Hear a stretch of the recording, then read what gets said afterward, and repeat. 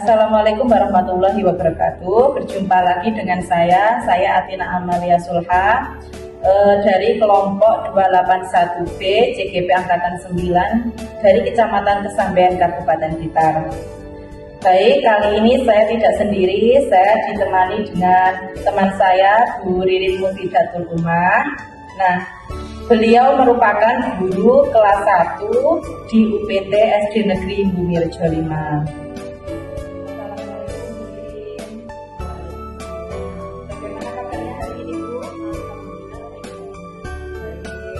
Baik Bu Ririn, hari ini kita akan mengadakan percakapan praobservasi ya. Di sini saya akan melakukan percakapan praobservasi di kelasnya Bu Ririn. Nah, kita ngobrol santai saja Bu Ririn. Bu Ririn tidak usah tidak usah tegang, kita santai saja. Nah, begini Bu Ririn, terkait persiapan pembelajaran yang akan Ibu lakukan di kelas ya Bu. Nanti saya akan mengamati jalannya proses pembelajaran di dalam kelas. Ibu di kelasnya Ibu Ririn. Nah, bagaimana Bu Ririn melakukan supervisi kelas seperti itu. Tujuan dilakukannya supervisi adalah yang pertama ini Bu, untuk mengetahui dan mengevaluasi jalannya proses pembelajaran yang akan dilakukan. Kemudian, mengapa kita perlu melakukan kegiatan praobservasi? Alasannya adalah sebagai persiapan awal sebelum melaksanakan pembelajaran agar lebih siap dan percaya diri, supaya dapat memberikan pembelajaran yang terbaik bagi murid. Baik Bu, ya. Oh iya Bu, sebelum masuk ke pertanyaan-pertanyaan praobservasi selanjutnya, Ibu saat ini mengajar di kelas berapa Bu? Untuk saat ini saya mengajar di kelas 1 Bu, saya mengajar di kelas 1 itu mengajar matematika Bu. Oke, baik. Nah, materi yang hendak Ibu sampaikan ketika supervisi nanti matematika ya Bu? Oke. Nah, kemudian apa tujuan dari pembelajaran yang Ibu harapkan? Yaitu dengan kegiatan matematika ini, pembelajaran matematika, yaitu melihat video di laptop Bu, yaitu supaya anak itu bisa mengukur dengan menggunakan alat ukur yang tidak baku Bu. Ya, seperti itu. Baik Bu Ririn. Nah, bagaimana dengan area pengembangan yang hendak Ibu capai? Itu mengembangkan pengetahuan peserta didik terkait materi pola gambar dan pola bilangan Bu, dengan berbagai media yang rencananya akan saya tuangkan dalam pembelajaran saya. Sangat berharap peserta didik saya dapat memahami semuanya itu Bu. Ya, baik. Saya ingin mendengar Bu bagaimana rancangan pembelajaran atau strategi atau gaya belajar seperti apa nih yang Ibu persiapkan untuk pembelajaran di kelas nanti. Baik Bu, untuk strategi yang saya gunakan adalah pembelajaran diferensiasi Bu, berdasarkan kesiapan belajar siswa yang diintegrasikan dengan pembelajaran sosial dan emosional. Saya akan membagi kelompok sesuai dengan kemampuan dan keaktifan siswa. Dan untuk model saya menggunakan model pembelajaran problem based learning, yaitu PBL Bu, dengan pendekatan saintifik atau 5M. Saya mempersiapkan perangkat pembelajaran seperti RPP, LKPD.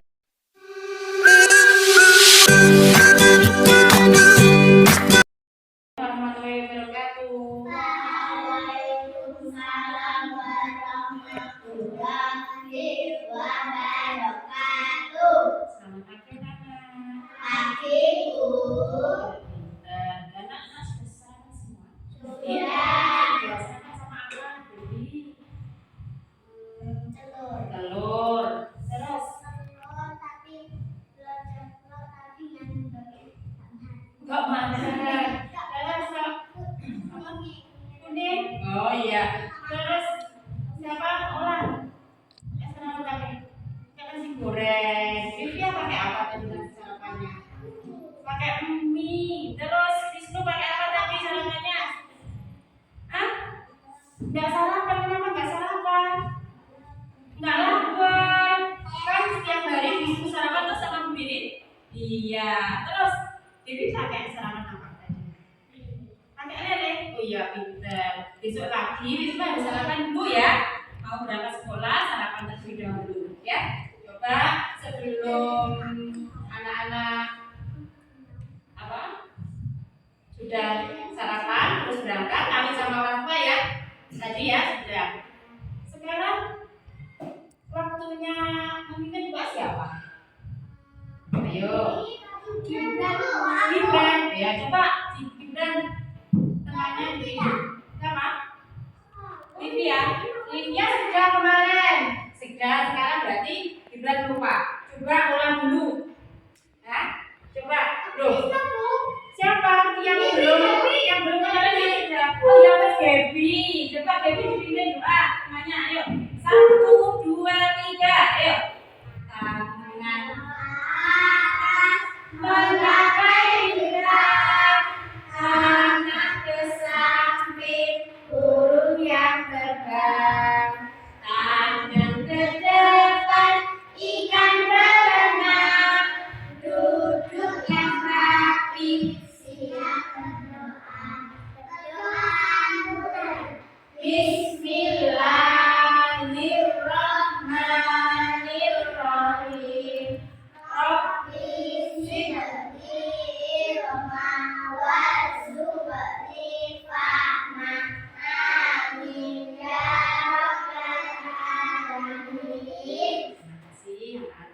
Coba sebelum pelajaran dimulai, anak-anak maju ke depan dulu ya untuk SBD sebelum pembelajaran dimulai ya.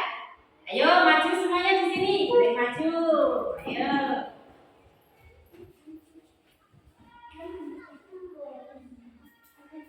Ayo. Kembali apa? Berdiri dulu, berdiri. Nah, berdiri dulu.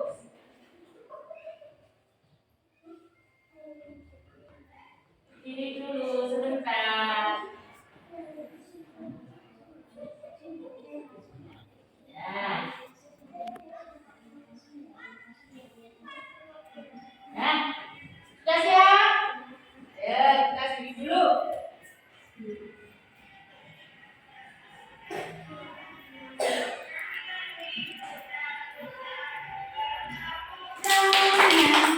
Tangan diputar-putar, tangan diputar-putar, tangan goyang-goyang.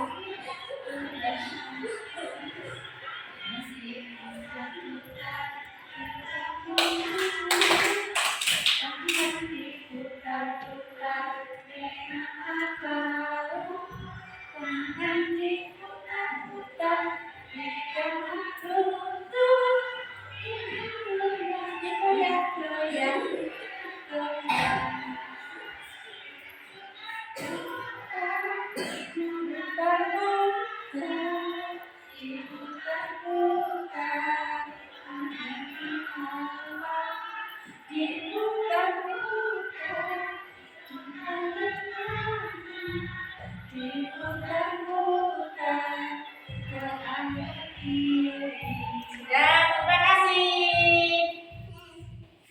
Sekarang duduk kembali, duduk. Terima kasih anak-anak. Duduk di tempatnya masing-masing dulu, ya. Ya. Senang hari ini anak-anak? Senang. Terima kasih. Nah, kemarin anak-anak sudah belajar tentang apa? Berat benda ya. Nah, berat benda yaitu membandingkan berat benda apa dari benda ringan dan benda berat. Pastinya kok enggak ya? sama apa? Batu. Nah, kertas sama batu itu lebih berat mana? Terus ada lagi, kertas sama gunting lebih ringan mana?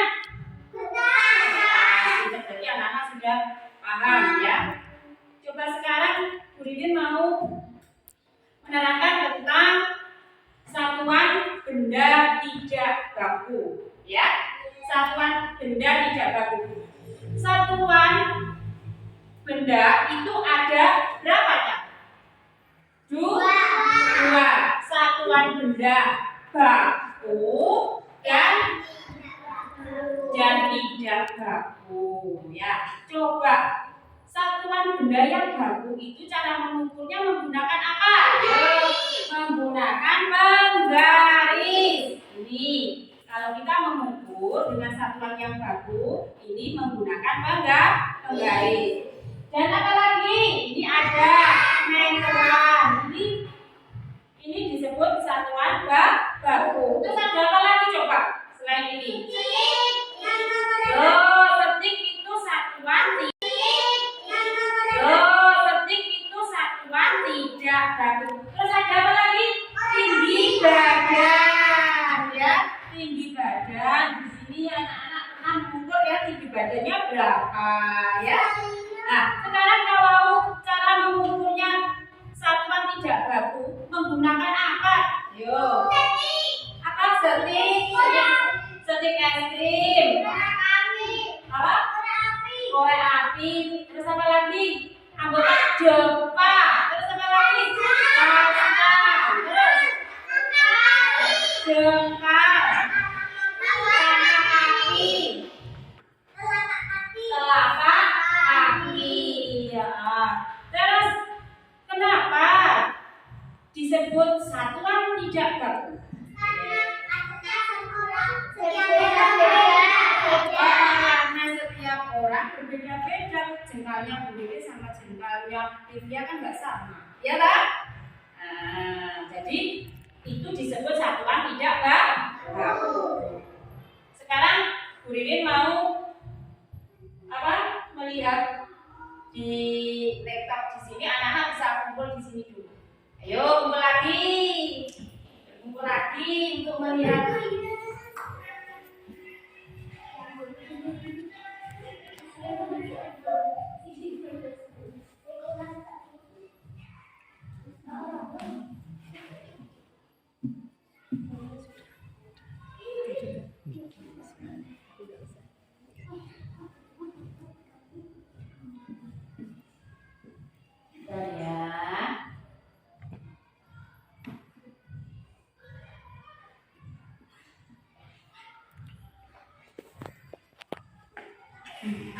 Sini, duduk sini. Nah, kelihatan? Sebelah sini gede.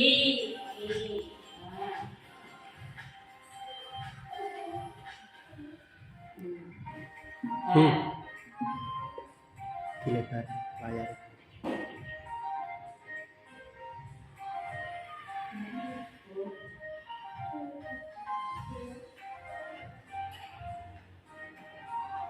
Duduk sini ya.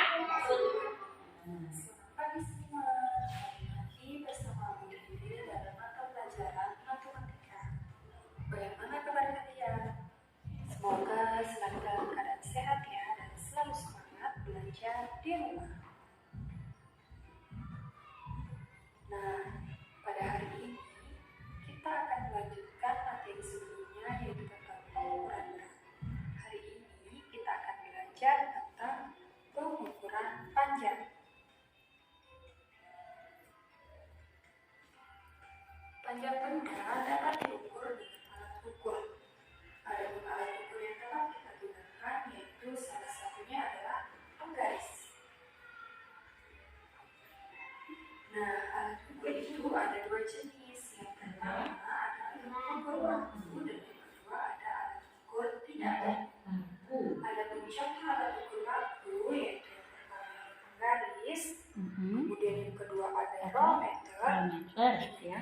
ada jangka sorong. Dan contoh alat ukur tidak baku yaitu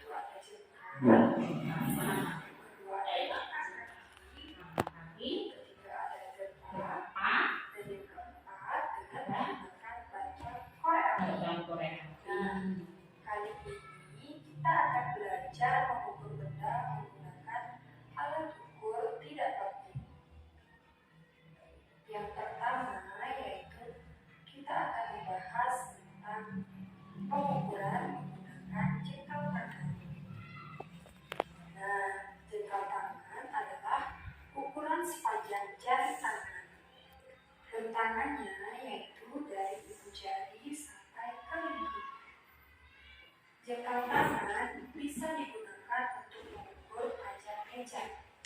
Nah, di sini sudah ada gambar sebuah meja. Yuk kita ukur panjangnya dengan menggunakan jengkal tangan. Gimana tangan? Iya. 2 jengkal, 3 jengkal, 4 jengkal. Ada berapa jengkal? 4 jengkal. 4 jengkal. Kemudian alat ukur yang kedua yaitu ada depak. Apa? Gimana depak? Tangan kanan dan tangan kiri. Depak bisa digunakan untuk mengukur panjang papan tulis. Nah, di sini sudah ada papan tulis. Kira-kira panjangnya berapa depak ya? Yuk kita hitung bersama-sama. Kita hitung bersama. 1, 2 depak, 3 depak. Ada berapa? 3 depak. Yaitu 3 depak. Alat ukur yang selanjutnya yaitu ada langkah kaki. Langkah adalah jarak antara dua kaki ketika berjalan. Langkah bisa digunakan untuk mengukur jarak antara rumah dengan pohon. Berikut ini merupakan contoh cara menghitung jarak menggunakan langkah kaki.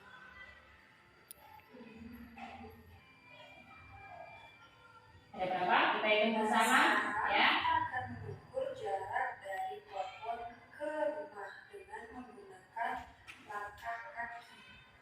Mulai dari langkah kaki yang pertama, kemudian 2 langkah, 3 langkah, 4 langkah, 5 langkah, 6 langkah.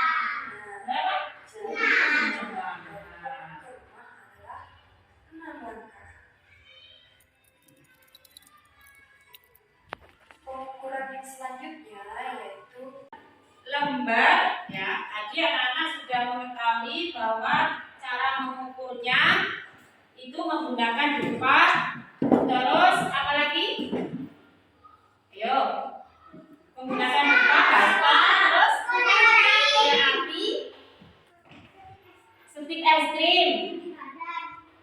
Itu alat ukur yang apa? Tinggi badan itu. Baku. Tapi ini mengukurnya dengan tidak baku ya. Jadi menggunakan anak-anak bisa menggunakan pensil juga bisa, menggunakan apa? Itu bolpen juga bisa ya. Tapi Bu Ririn di sini memiliki lembar tugas untuk anak-anak ya, yaitu berkelompok dua-dua ya. Berkelompok dua-dua untuk mengukur satuan tidak baku ya. Coba. Kan sudah dibagi. Nah, kelompok 1, kelompok 2, kelompok 3 ya. Jadi ini nanti mengukur jadi ada nomor, terus nama alat apa? Nama alat yang diukur ya. Untuk menggunakan jengkal, yang nomor 1 jengkal, yang nomor 2 stik es krim ya. Paham? Nah, jadi berkelompok. Jadi ada yang mencatat, ada yang nanti gantian ya. Paham? Nah, coba sekarang ini kelompok 1, kelompok 2, dan kelompok 3. Nah, anak-anak bisa mengukur apa saja yang ada di dalam kelas. Anak-anak bisa mengukur meja, bisa mengukur papan tulis, bisa mengukur apa? Lemari, bisa mengukur jendela, ya, bisa mengukur meja bu guru, ya. Paham? Nah, di situ anak-anak tugasnya mengukur menggunakan apa coba? Tadi. Yo. Stik es krim dan apa? Di situ apa?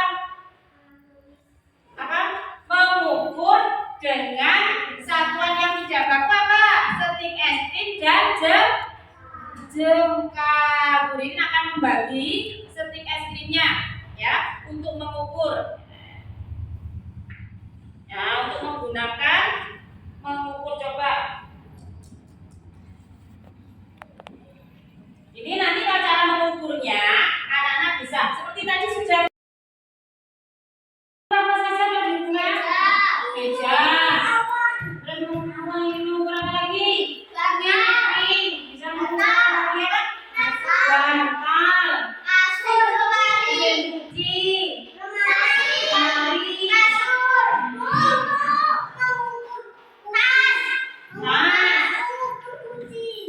kucing boleh diukur. Ubin, kapal boleh diukur ya. Boleh. Nah, bisa menggunakan apa? Batang korek api bisa. Ikan. Bisa kamu ukur ikan? Ikannya terbang. Bisa nggak kamu di rumah ada siapa? Ada kok. Yang ada di rumah saja itu.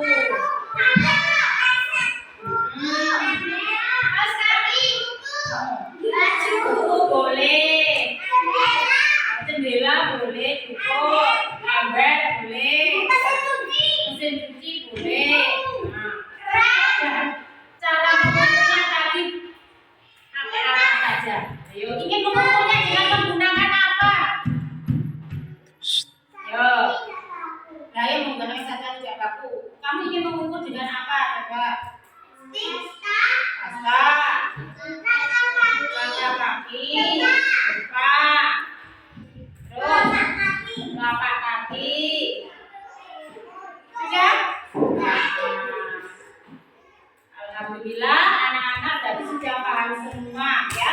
Sudah mengetahui tadi. Bu Ririn mau tanya lagi, kenapa kok disebut satuan tidak baku? Ayo. Karena setiap orang berbeda-beda, pintar ya. Untuk pelajaran hari ini, alhamdulillah belajar mengukurnya berjalan dengan lancar ya. Jadi anak-anak besok tugasnya jangan lupa mengukur apa?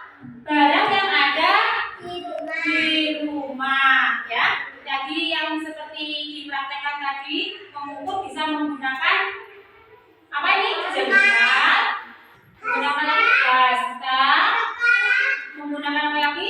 Gerpa, basta. Kalau basta ini ya, langkah kaki, terus apa lagi?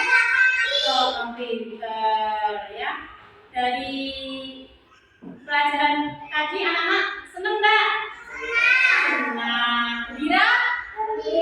Gembira semua, sudah bernyanyi, sudah olahraga, ya. Seru nggak? Seru, iya. Ini apa? Mainannya juga seru ya, mengukur ya. Dan sekarang ya anak-anak sudah cukup pelajaran hari ini. Bu Ririn akhiri.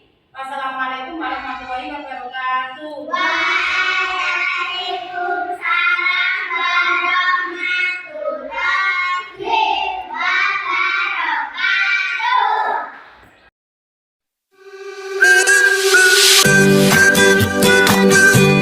Assalamualaikum warahmatullahi wabarakatuh. Berjumpa lagi pada kegiatan pasca observasi hari ini bersama saya Atina Amalia Sulha, CGP Angkatan 9 Kabupaten Blitar yang bertempat di UPT SD Negeri Bumirejo 5. Nah, di sini saya masih ditemani dengan Bu Ririn Mufidatul Umma sebagai guru yang telah diobservasi pada kegiatan supervisi akademik. Dan saya pun juga ditemani oleh Ibu Ana Sukasi sebagai PP Pendidikan Guru Penggerak Angkatan 9. Assalamualaikum Bu Ana. Assalamualaikum Bu Ririn. Bagaimana kabarnya hari ini? Alhamdulillah baik ya, pastinya tetap sehat dan semangat. Baik, di percakapan pasca observasi kali ini saya akan memberikan pertanyaan-pertanyaan kepada Bu Ririn ya terkait jalannya proses observasi kelas yang Ibu lakukan dengan tujuan untuk mengevaluasi sejauh mana proses pembelajaran yang sudah Ibu lakukan. Nah, untuk pertanyaan yang pertama, bagaimana nih Bu perasaan Bu Ririn terkait dengan pembelajaran observasi kelas yang sudah Ibu lakukan? Alhamdulillah, karena belum terbiasa, mungkin saya merasa sedikit tegang, Bu. Tapi alhamdulillah berjalan dengan baik, Bu. Oke, alhamdulillah ya Bu Ririn ya. Nah, sudah berjalan dengan baik dan biasanya bisa diceritakan kembali Bu Ririn pengembangan apa yang Bu Ririn lakukan di dalam kelas, kemudian langkah-langkah atau tahapan pembelajaran apa yang sudah Ibu lakukan di dalam kelas seperti itu Bu Ririn. Baik, mengenai tahapan, tentunya saya membuat perangkat pembelajaran Mbak Lina ya. Kemudian untuk area pengembangan, mungkin dari area pengetahuan juga keterampilan. Nah, untuk pengetahuan pengembangan peserta didik materi tentang pengukuran panjang benda Mbak. Sedangkan di area sosial emosional, saya mengembangkan sosial emosional peserta didik dalam menghadapi dan berkolaborasi dengan siswa lain dalam pembelajaran seperti itu, Mbak. Baik, berarti tahap pengembangannya berkaitan dengan pengetahuan dan sosial emosional ya Bu Ririn. Nah, menurut Bu Ririn sejauh mana area pengembangan yang sudah Ibu sampaikan tadi, apakah sudah berhasil dilakukan di dalam kelas atau belum seperti itu Bu Ririn? Alhamdulillah berjalan dengan baik, namun masih ada kekurangan, Bu. Oke, baik. Berarti sudah dilakukan dengan baik ya Bu Ririn ya. Nah, sudah dilakukan dengan sesuai juga ya Bu. Nah, tapi masih ada beberapa sedikit kekurangan. Nah, menurut Bu Ririn apa sih kekurangannya atau mungkin kendala-kendala yang Bu Ririn hadapi pada saat melakukan proses pembelajaran di dalam kelas? Kekurangan atau tahapan yang sering terjadi, Hambatan mungkin ya. tentunya mungkin dialami oleh guru-guru yang lain juga, Bu.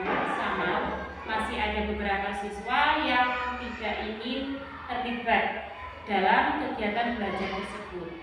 Intinya siswa tersebut itu kurang aktif, Bu Alina. Oke. Baik, jadi intinya itu masih ada yang kurang begitu aktif ya Bu Ririn ya. Mungkin masih untuk mengandalkan temannya seperti itu ya Bu. Sampeannya saya angkat tangan seperti itu. Nah, kira-kira kenapa ya Bu itu bisa terjadi? Mereka itu kurang aktifnya itu kenapa? Terus kemudian tidak mau ikut terlibat di dalam diskusi itu kenapa ya Bu misalnya? Gini Bu, mungkin dalam pembagian kelompok dengan jumlah siswa yang terlalu banyak, Bu.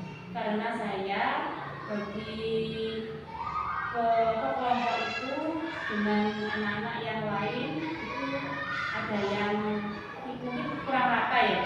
Saya bagi kelompok berdasarkan gaya belajarnya anak juga, terus menggunakan gaya visual, auditory dan kinestetik.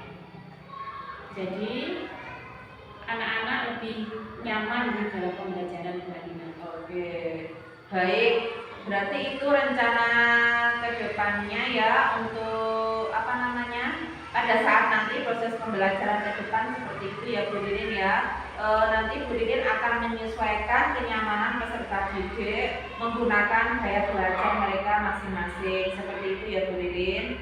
Nah, mudah-mudahan apa yang Ibu rencanakan nanti dapat terrealisasi dalam memberikan apa namanya proses pembelajaran yang lebih baik seperti itu ya Bu Ririn ya, dibandingkan dengan kemarin itu ya Bu Ririn. Nah, saya tunggu nanti cerita-cerita Ibu bisa direalisasikan apa tidak nih. Nah, kira-kira kapan nih Ibu akan melakukan perubahan tentang rencana yang Ibu sampaikan tadi? Insya Allah akan saya lakukan secepatnya, Bu.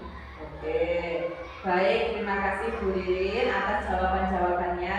Mudah-mudahan apa yang Ibu rencanakan itu dapat segera terrealisasi seperti itu ya.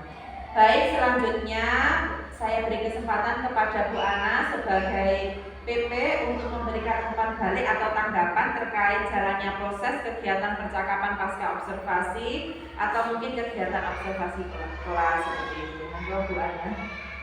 Baik, terima kasih kesempatan yang diberikan dan terima kasih juga kegiatan pasca observasi coaching ya di sini pasca observasi telah terlaksana.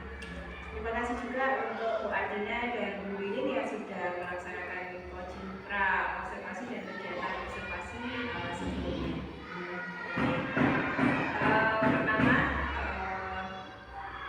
saya lihat ya di sini percakapan pasca observasi sudah berjalan sebagaimana ketentuan yang ada, ya, di mana tahap-tahap pilkah pada coaching juga terlaksana, ya, di mana tadi tujuannya ialah mengimplementasikan KSE dalam pembelajaran juga di sana, meningkatkan keaktifan siswa dalam kegiatan pembelajaran ya, kemudian diidentifikasi tadi juga Bu Ririn telah mengidentifikasi pembelajarannya, kenapa kok ada beberapa siswa ditemukan belum aktif ya, beberapa siswa belum aktif, kemudian juga Bu Ririn akhirnya menganalisa penyebab mungkin tatkala tidak dulu konfirmasi mungkin perlu dibentuk kelompok-kelompok yang lebih kecil dengan sesuai gaya belajar yang masing-masing sehingga dibutuhkan semua ikut aktif terlibat katanya dalam pembelajaran. Jadi Bu Adina juga berhasil memberikan pertanyaan-pertanyaan terbuka.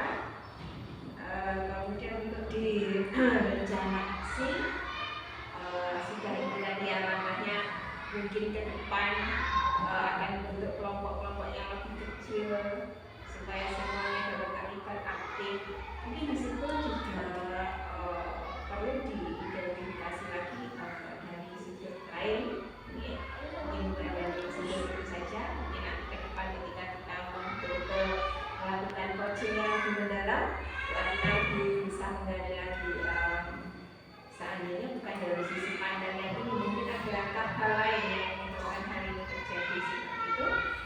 Kemudian tadi juga sudah disampaikan tahap tanggung jawab di mana Bu Ririn akan secepatnya segera mengimplementasikan rencananya di dalam setiap pembelajaran yang dilaksanakan.